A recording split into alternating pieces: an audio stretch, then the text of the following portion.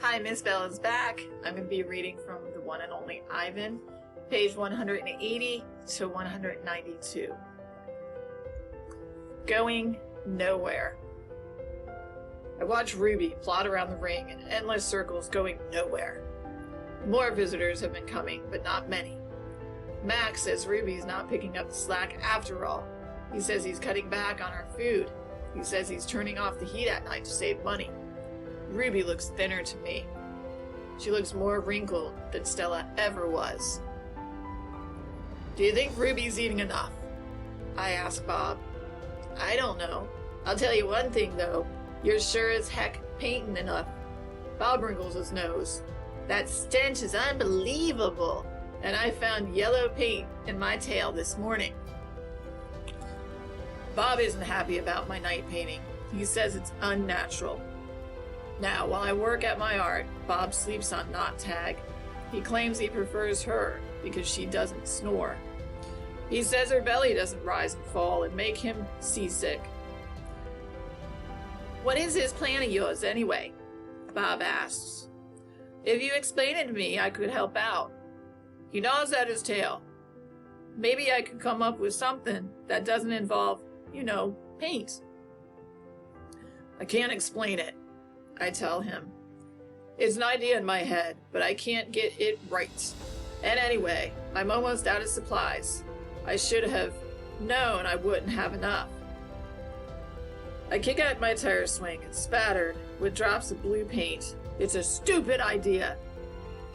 Well, I doubt that, says Bob. Smelly, yes. Stupid, never. Bad guys. Most of the day I doze.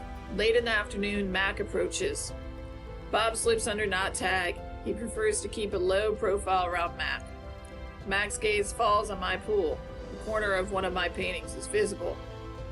What's that, big guy? He asks. I calmly eat an orange, ignoring him, but my heart is racing. Mac kicks at my plastic pool. Underneath it are all my paintings. Mac yanks on a piece of paper. It slips out easily, and he doesn't seem to notice other paintings. The page is striped with green, which is what happens when blue paint and yellow paint get together. It's supposed to be a patch of grass. Well, not bad. Where'd you get the paint anyway? George's kid? He considers. I bet I can get 30 for this picture, maybe even 40. Mac turns on my TV. It's a Western. There's a human with a big hat and a small gun. He has a shiny star pinned to his chest. That means he's the sheriff, and he will be getting rid of all the bad guys.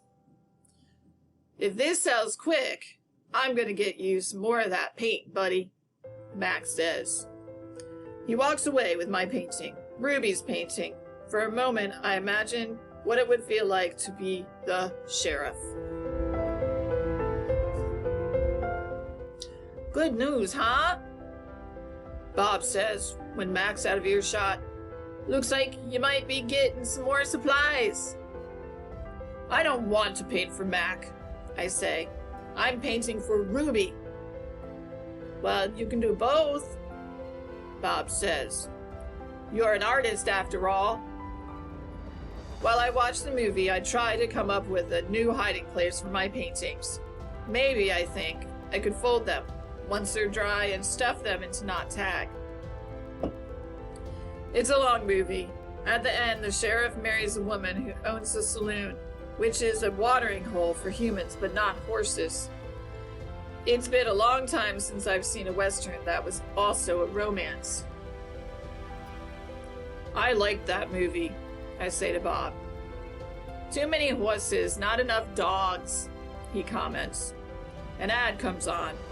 I don't understand ads. They're not like Westerns, where you know who the bad guy is supposed to be, and they're hardly ever romantic unless the man and the woman are brushing their teeth before they face lick.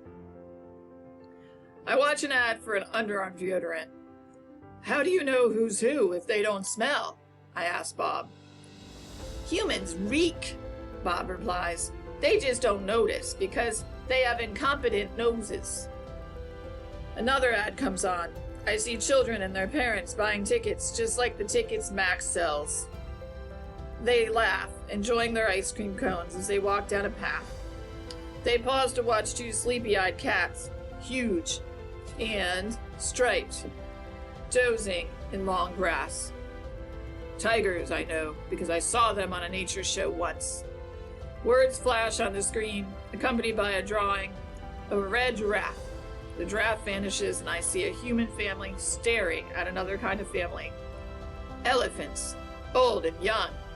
They're surrounded by rocks and trees and grass and room to wander. It's a wild cage. A zoo.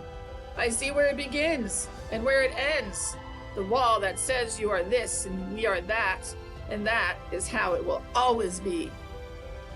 It's not perfect, even though in just a few fleeting seconds on my TV screen I can see that. A perfect place would not need walls. But it's the place that I need. I gaze at the elephants and then I look over at Ruby, small and alone. Before the ad ends, I try to remember every last detail. Rocks, trees, tails, trunks. It's a picture I need to paint. Imagining.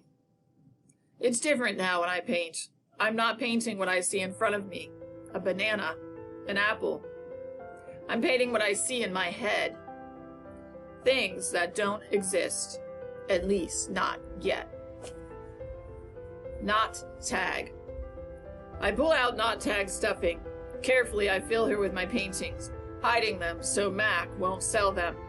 She's large, bigger than Bob, but still, I have to crumple a few of them.